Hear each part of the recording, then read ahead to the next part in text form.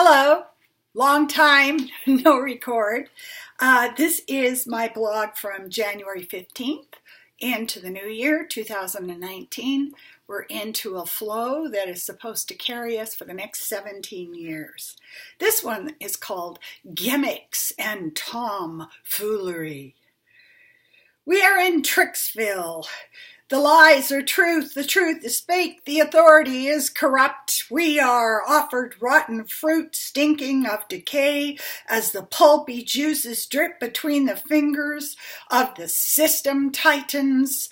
A sense of background anxiety is so pervasive that the Atlantic's January-February cover screeches, "Why are we so angry?" in white letters imitating handwriting on a blood orange flame of a cover. It is a time that is underscored by the presence of hesitation. It is a time that is structured by suspicion. Fight or flight juices are pumping through the body politic. Economic foreshadowing is leering at us over scholarly articles. What investment is safe? What action is without impunity? What future is building for me? What we do know is that we have been in a funhouse of gimmicks. So much of what Western culture, and particularly North American culture, has assumed was a reality is now revealed to be a trick, a device, an attraction meant to pull away our eyes from the underlying truth that we have been betrayed. And in order to lull the public, there are increasingly more attractive ploys, stunts, contrivances, distractions, strategy. The shtick is laid on thick. Consumption was supposed to be the cure for the sickness of consumption. Those of us who grew up in the 1950s knew exactly what was real. I remember the new, bigger car in our driveway. I remember the first black and white TV I watched at the corner store near my house. We bought one and were the first one in our neighborhood to create an altar for images telling us how the world operated. We were now entrained by the entertainment. A new refrigerator was slid into the kitchen. We were enthralled. The United States was unchallenged. It was powerful, and no other nation had moved so quickly into technology, trade, and theater. America was exceptional. The images told us to consume and that all growth was an investment in the future. And then other nations appeared on the scene. The American gang was not the only one on the block any longer. In 1986, globalization put the nicely balanced concept of stimulated consumption into a tailspin. The competition could pay low wages. Countries that had not awakened to the new industrial revolution of technology were now learning rapidly and in some cases surpassing the US of A. Some of us learned about the multi-levels of corruption that were the pillars of the avaricious network of politics, corporations, and the military. Others would not believe there were rats in the walls until the bulldozer started to open up the structure. Even today, there are those who deny the presence of the razzmatazz reality that has kept us mind-trapped. And now the earth has been insulted into violence. Weather systems are destroying towns, coastal areas. The air is thick with poisonous particulates in cities across the globe for weeks on end.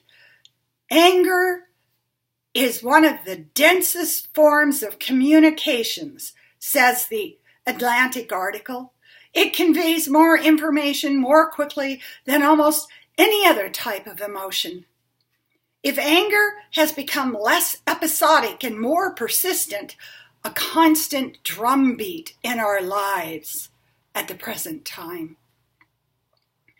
And so we demonize one another. We see the source of all our fears in the other. Even those who started out as left-leaning liberals bent on compassion screech out their condemnation of others who do not align with their perceptions. Why does this happen? Because it is a world in which gimmickry is God. We are conditioned to first believe in the theater of information and then to distrust any and all information. There is no release of catharsis.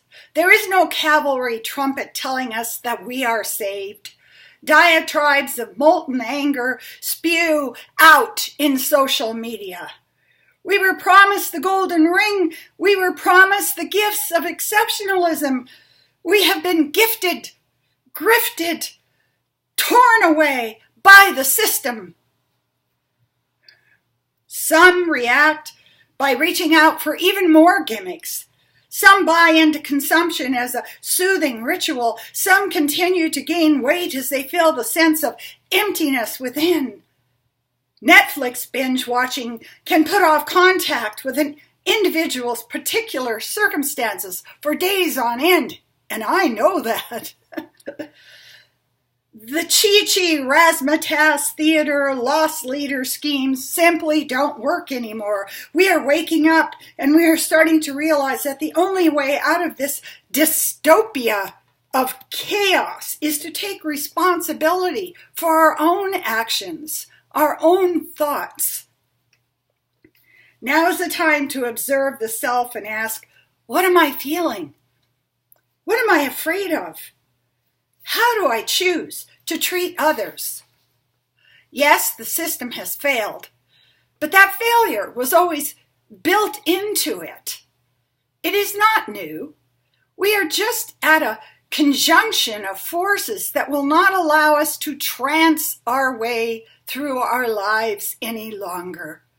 It is too late for that. And so we begin by taking responsibility for our own actions. We face the reality of a dying earth. We learn that growth is not good in and of itself, and that it is no longer even a possibility. The gimmick is a trap. The gimmickry does not satisfy us. It is up to us to free ourselves.